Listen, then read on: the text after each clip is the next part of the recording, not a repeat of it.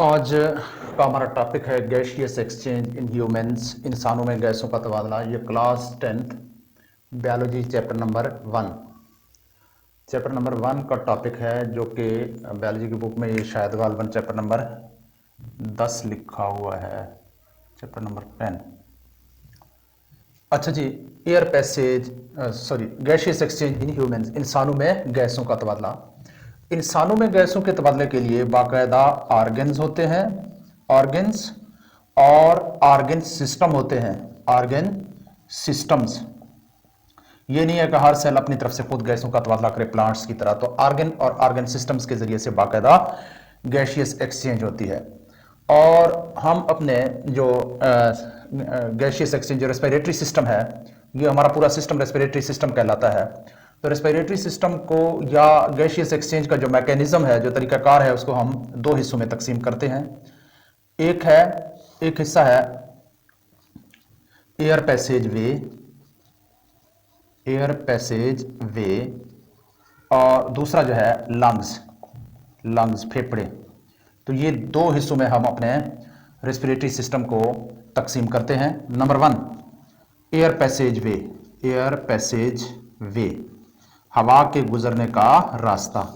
अब air passage वे क्या है?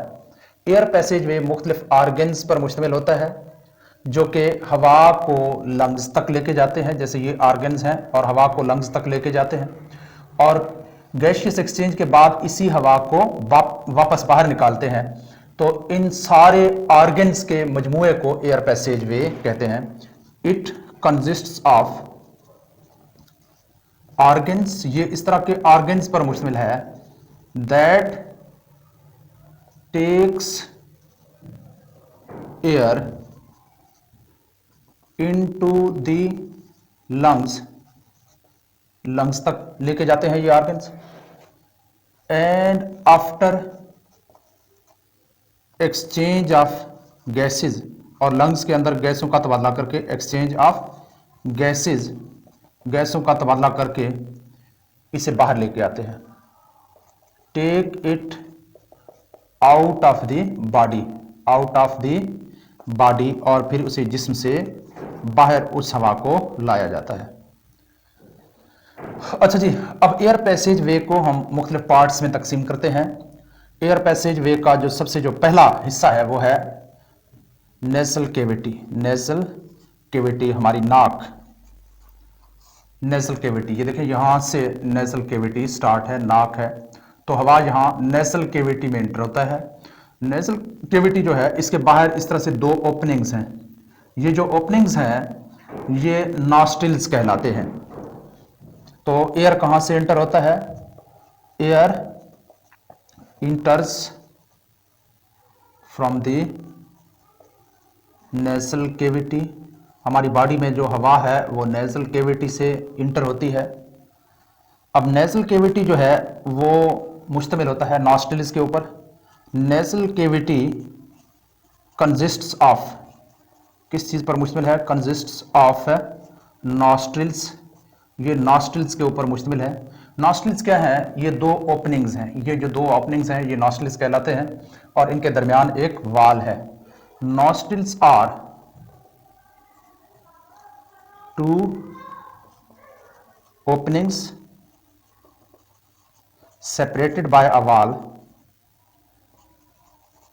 एक दीवार के जरिए से दोनों अलग अलग हैं। जैसे ये हमारी नाक, और ये नाक है, इसको हम नेजल कैविटी कहते हैं, और इसके ये जो दो ओपनिंग्स हैं इनको नॉस्ट्रिल्स कहा जाता है। अच्छा जी, और उसके बाद नेजल कैविटी यहाँ पे, और फिर नॉस्ट्रिल्स के अंदर हेयर्स होते हैं, छोटे छोटे से बाल होते हैं, हेयर्स इनसाइड द नॉस्ट्रिल्स, छोटे छोटे बाल होते हैं। इसके अलावा म्यूकस होता है, एंड म्यूकस, और इसमें म्यूकस है, बलगम है, समझे। अच्छा जी, अब इनका काम क्या है? हेयर्स का और नॉस्ट्रिल्स का काम क्या है? ये हवा को फिल्टर भी करते हैं, हवा को फिल्टर करते हैं। हवा के अंदर जो गर्द है, जो गर्द गुबार होता है, उसको फिल्टर करता है। और इसके अलावा जो म्यूकस है वो हवा के टेम्परेचर को बढ़ा देता है, हमारी बॉडी के टेम्परेचर के इक्वल कर देता है। जैसे सर्दियों में बाहर की जो हवा है वो बहुत ठंडी है, अब उस हवा को जब हम अंदर लेके जाते हैं तो क्योंकि अगर ये हवा, ठंडी हवा अंदर जाए तो ये फेफड़ों में जाके मसाइल पैदा करेगा। तो फिर ये जो म्यूकस है नाक के अंदर, ये एयर के टेम्परेचर को जो है बढ़ा देता है। इस तरह से एयर का टेम्परेचर तकरीबन हमारी बॉडी के टेम्परेचर के इक्वल हो जाता है। तो ये क्या करते हैं बच्चे, दो काम करते हैं। जो हेयर्स होते हैं वो फिल्टर करते हैं, फिल्टर दी एयर, या डस्ट पार्टिकल को फिल्टर करते हैं फ्रॉम द एयर्स। अच्छा जी, filter dust particles from the air,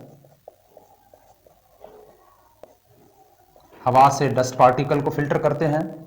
और नंबर 2, ये जो म्यूकस होता है, म्यूकस क्या करता है, म्यूकस क्या करता है,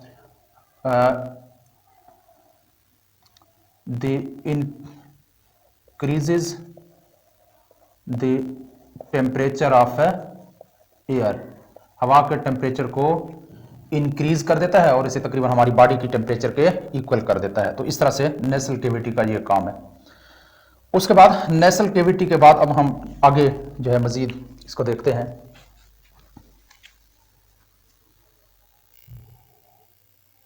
अच्छा जी, हम गैशियस एक्सचेंज इन ह्यूमंस को देख रहे हैं, यानी ह्यूमंस का जो रेस्पिरेटरी सिस्टम है उसको।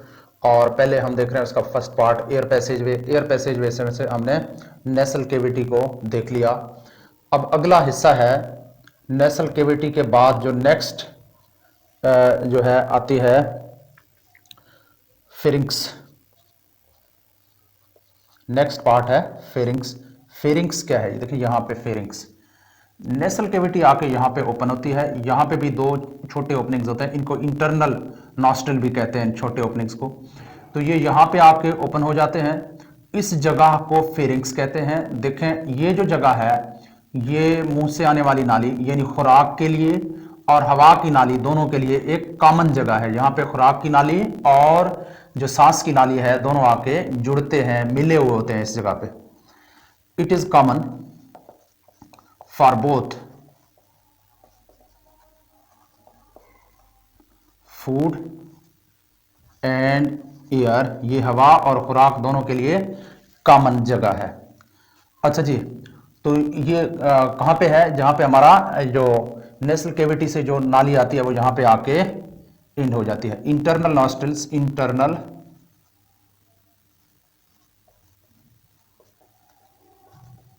Open into the pharynx, internal nostrils जो है वो फेरिंक्स के अंदर आके ओपन होते हैं। उसके बाद नेक्स्ट है ग्लोटिस। ग्लोटिस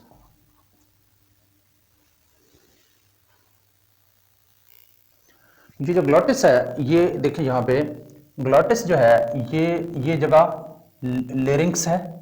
लेरिंग्स की बिल्कुल फ्लोर के ऊपर यहाँ पे एक जगह है, एक नैरो सी ओपनिंग है, एक बारीक सी ओपनिंग है। इस बारीक सी ओपनिंग को ग्लोटिस कहते हैं। It is a narrow opening at the floor of larynx. तो ये लेरिंग्स की फ्लोर के ऊपर एक ओपनिंग है। अच्छा जी, उसके बाद नेक्स्ट पार्ट है एयर पैसेज वे का लेरिंग्स। और लेरिंग्स को वॉइस बॉक्स भी कहा जाता है, वॉइस बॉक्स, इससे आवाज, लेरिंग्स के अंदर आवाज पैदा होती है। अच्छा जी, अब क्या होता है, ग्लोटिस ओपन होता है किस जगह पे, लेरिंग्स में। Glottis open into the larynx, ये ग्लोटिस जो है ये लेरिंग्स में ओपन होता है। अब अगर आप लेरिंग्स को देखें तो ये जो फेफड़े के ऊपर वाली ये जो नाली है इसको ट्रैकिया कहते हैं।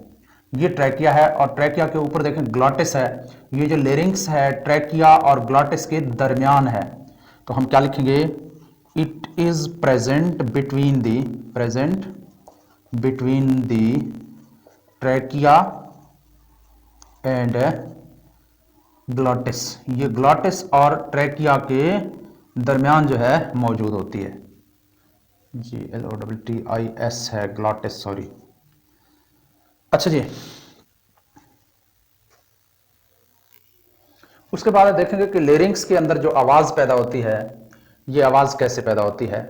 देखें, लेरिंग्स के अंदर छोटे छोटे से फाइब्रस बैंड्स होते हैं, उनको वोकल कॉर्ड्स कहा जाता है। क्या कहा जाता है? Vocal cords. तो हम कहेंगे there are vocal cords, there are vocal cords in the larynx. Larynx के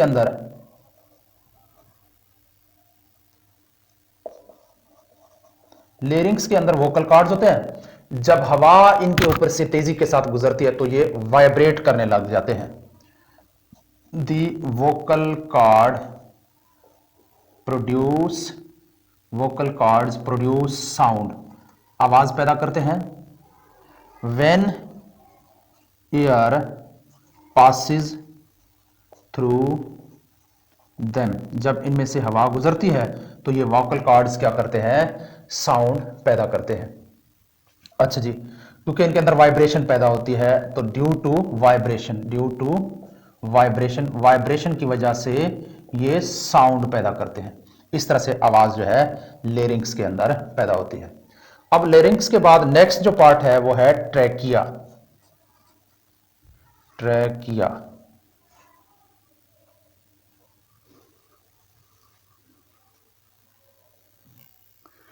क्या है? ये देखें, ये ट्रैकिया है। ये अमूमन इसकी लंबाई जो है ये 12 सेंटीमीटर होती है और इसमें ये जो सी शेप के छोटे छोटे नरम हड्डियां जिनको कार्टिलेज कहते हैं, ये सी शेप के इसके ऊपर कार्टिलेज लगे हुए होते हैं, कार्टिलेजेस। ये 12 सेंटीमीटर लंबा एक जो है लंबी एक नाली है और ये जो कार्टिलेज है ये हमेशा इसको सुकड़ने से बचाते हैं, ताकि अगर इसके अंदर हवा ना भी हो तो ये सुकड़ के बंद ना हो जाए। तो ट्रैकिया क्या है? It is a 12 centimetre long, ये 12 सेंटीमीटर लॉन्ग जो है लॉन्ग ट्यूब प्रेजेंट बिटवीन, किसके दरमियान फैला हुआ है? लेरिंग्स एंड ब्रोंकाई, लेरिंग्स और ब्रोंकाई के दरमियान। ये ब्रोंकाई हैं ये। अच्छा जी, अब इसके अंदर सी शेप के कार्टिलेज होते हैं। It has C shaped cartilage, इसमें सी शेप के कार्टिलेजेस होते हैं। अब ये जो सी शेप के कार्टिलेजेस हैं ये इसको सिकुड़ने से बचाते हैं। अगर इसके अंदर हवा ना भी हो तो इसे बंद होने से बचाते हैं। अच्छा जी, और उसके बाद आ जाते हैं ब्रोंकाई। नेक्स्ट पार्ट है ब्रोंकाई। ये ब्रोंकाई क्या है? अब ये कार्टिलेज आगे आके दो हिस्सों में खुद को डिवाइड कर लेता है और हर हिस्सा जो है एक लंग के अंदर एंटर हो जाता है। एक हिस्सा यहां पे और एक हिस्सा यहां पे। तो क्या कहेंगे? Trachea divide into two branches, divide into two branches. Trachea खुद को दो ब्रांचेस में तकसीम कर लेता है। अब हर ब्रांच जो है, दीज ब्रांचेस आर कॉल्ड, ये जो ब्रांचेस हैं ये क्या कहलाते हैं? ब्रांचेस आर कॉल्ड, ये जो ब्रांचेस हैं ये ब्रांचेस ब्रोंकाई कहलाते हैं। These branches are called bronchi. अच्छा जी, ये ब्रोंकाई फेफड़ों के अंदर इंटर होकर मजीद ऐसे छोटे छोटे पार्ट्स में तकसीम होना शुरू हो जाते हैं, उनको हम ब्रोंकियोल्स कहते हैं। Bronchioles, bronchi divided into many smaller tubes, छोटे छोटे ट्यूब्स या डक्ट्स होते हैं, डक्ट्स या ट्यूब्स कॉल्ड, ये क्या कहलाते हैं? ब्रोंकियोल्स। इनको हम ब्रोंकियोल्स कहते हैं। अच्छा जी, इन ब्रोंकियोल्स के एंड के ऊपर इस तरह के गोल गोल से, ये आपको दिखाई दे रहा है, गुब्बारे नुमा चीजें होती हैं, सैक्स होते हैं, थैलियां होती हैं। इन थैलियों को एल्वियोलाई कहते हैं। और उसके बाद आ जाते हैं एल्वियोलाई।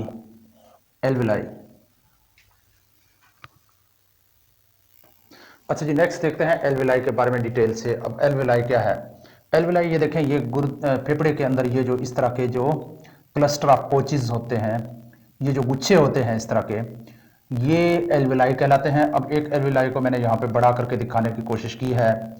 एल्विलाई जो है ये cluster of pouches inside the, cluster of है गुच्छे होते हैं of pouches inside the lungs, inside the lungs, lungs के अंदर ये क्लस्टर ऑफ पोचेज होते हैं और ये रेस्पिरेटरी, मेन रेस्पिरेटरी सर्फेसिस होते हैं। These are respiratory surfaces, respiratory surfaces in the lungs, ये हमारे लंग्स के अंदर रेस्पिरेटरी सर्फेसिस होते हैं और इनके अंदर गैसियस एक्सचेंज जो है, गैसों का तबादला इन्हीं एल्विलाई के अंदर होता है। किस तरह से देखें, ऊपर से हमने सांस के जरिए से हम ऑक्सीजन गैस को अपने फेफड़ों के अंदर लेके आते हैं। अल्टीमेटली ये गैस जो है ये आती है एल्विलाई के अंदर। अब एल्विलाई के अंदर जब आती है तो यहाँ एल्विलाई के ऊपर दिल की तरफ से आने वाली नालियां होती हैं, रगें होती हैं। दिल की तरफ से इन आने वाली रगों को पल्मोनरी आर्टरीज कहते हैं। आर्टरीज जो है दिल की तरफ से दो किस्म की, हमेशा दिल की नालियां होती हैं, दिल के जो रगें होती हैं वो दो किस्म की हैं। एक पल्मोनरी आर्टरीज कहलाते हैं जो हमेशा डीऑक्सीजनेटेड ब्लड को, जिसमें ऑक्सीजन कम होती है और उसमें कार्बन डाइऑक्साइड होता है, उस ब्लड को जो नालियां लेकर फेफड़ों की तरफ आते हैं उन नालियों को कहते हैं पल्मोनरी आर्टरीज। तो एक साइड से पल्मोनरी आर्टरीज जो है डीऑक्सीजनेटेड ब्लड हार्ट से उठाकर कहां आते हैं, एल्विलाई के अंदर। डीऑक्सीजनेटेड ब्लड कहां आता है, डीऑक्सीजनेटेड ब्लड, जेनेटेड ब्लड ये किस चीज के जरिए से आता है, पल्मोनरी, पल्मोनरी लफ्ज इस्तेमाल होता है फेफड़ों के लिए, पल्मोनरी आर्टरीज। पल्मोनरी आर्टरीज जो है वो डीऑक्सीजनेटेड ब्लड लेके आते हैं किसकी तरफ है, एल्विलाई की तरफ, एल्वियोलाई की तरफ। अब एल्विलाई के ऊपर ये आके यहाँ पे डिवाइड हो जाते हैं मजीद छोटे हिस्सों में और आर्ट्रियोल्स बनाते हैं। एल्विलाई के पास आकर के आप मजीद डिवाइड होकर छोटे आर्ट्रियोल्स बनाते हैं, आर्ट्रियोल्स। ये आर्ट्रियोल्स मजीद बहुत छोटी सी बारीक सी नालियों में तकसीम हो जाते हैं जिनको कैपिलरीज कहते हैं, कैपिलरीज, और मजीद बारीक नालियां होती हैं। अब ये कैपिलरीज की नालियां इस कदर बारीक होती हैं कि इनके अंदर आसानी के साथ ऑक्सीजन गैस डिफ्यूज करती है और कार्बन डाइऑक्साइड गैस इनसे बाहर निकल के इस तरह एल्विलाई के अंदर आती है। और एल्विलाई के अंदर आने के बाद ये कार्बन डाइऑक्साइड गैस जो है इसको हम फेफड़ों के बाहर, फेफड़ों से निकाल लेते हैं। ऑक्सीजन ब्लड जो है, ऑक्सीजन जो है अब यहां से ब्लड के साथ शामिल होकर इस रास्ते से, जिनको हम पल्मोनरी वेन्स कहते हैं। अच्छा, कैपिलरीज आपके यहाँ पे गैसियस एक्सचेंज करते हैं, गैसियस एक्सचेंज करते हैं, इस जगह पे पहुंच के गैसों का तबादला करते हैं। अब गैसों का तबादला क्या होता है, ये कार्बन डाइऑक्साइड फेफड़ों में छोड़ जाते हैं और फेफड़ों से ऑक्सीजन को उठाकर आगे ले जाते हैं। जब आगे ले जाते हैं तो ये आगे जो ऑक्सीजन को उठा के जो नालियां दिल की तरफ जाती हैं उनको कहते हैं पल्मोनरी वेन्स, यानी कि फेफड़ों से आने वाली वेन्स। तो ये ऑक्सीजन उठाकर पल्मोनरी वेन्स में जाते हैं, पल्मोनरी वेन्स। और पल्मोनरी वेन्स जो है ये इसी तरह से ऑक्सीजन को उठा के दिल की तरफ, और दिल वापस इसको पंप करता है बॉडी की तरफ, और इस तरह से बॉडी को जो है वो ऑक्सीजनेटेड ब्लड है, ऑक्सीजन की सप्लाई हो जाएगी। और इसी तरह से वापसी पे क्या करता है, पल्मोनरी आर्टरीज वापस जो है डीऑक्सीजनेटेड ब्लड को खींच के फेफड़ों की तरफ लेके आते हैं और यहाँ पे गैसों का एक्सचेंज होकर पल्मोनरी वेन्स के जरिए से ऑक्सीजन उठा के हार्ट वापस ब्लड को पंप करता है बाकी बॉडी की तरफ। तो इस तरह से निज़ाम है कि पहले, अब इसको दोबारा से समझते हैं, पहले हवा यहाँ से दाखिल होकर यहाँ आती है, इस रास्ते से होता हुआ एल्विलाई के अंदर आती है। एल्विलाई के पास जो है खून की नालियाँ आ रही होती हैं जो कि डीऑक्सीजनेटेड ब्लड उठाया होता है पल्मोनरी वेन्स ने, वो आके यहाँ पे कार्बन डाइऑक्साइड छोड़ जाते हैं और यहाँ से ऑक्सीजन उठा के आगे निकल जाते हैं। फिर वापस दिल की तरफ ये नालियां जाती हैं और दिल फिर इनको पंप करके हमारे बॉडी की तरफ भेज देता है और बॉडी के एक एक सेल को इस तरह से ऑक्सीजन की सप्लाई होती है। जैसे ही ये ऑक्सीजन खर्च होकर दोबारा कार्बन डाइऑक्साइड में कन्वर्ट होती है तो वापस हार्ट उसको पंप करके अपनी तरफ लेके आता है और वापस हार्ट उसको दोबारा से हमारे फेफड़ों की तरफ भेज देता है और फेफड़े इसको इसी तरह से सर्कुलेट करते रहते हैं। और इसी तरह से जो है कार्बन डाइऑक्साइड जो है वो हमारी ब्लड से निकलकर हमारे फेफड़ों में दाखिल होती है और ऑक्सीजन हमारे फेफड़ों से निकलकर हमारे ब्लड में दाखिल होती है और इस तरह गैसों का एक्सचेंज जो है वो होता रहता है। तो यहाँ तक हमारा आज का टॉपिक एंड होता है। एयर पैसेज वे हमने देख लिया और नेक्स्ट हमारा टॉपिक होगा लंग्स, वो इंशाल्लाह नेक्स्ट लेक्चर में देखेंगे।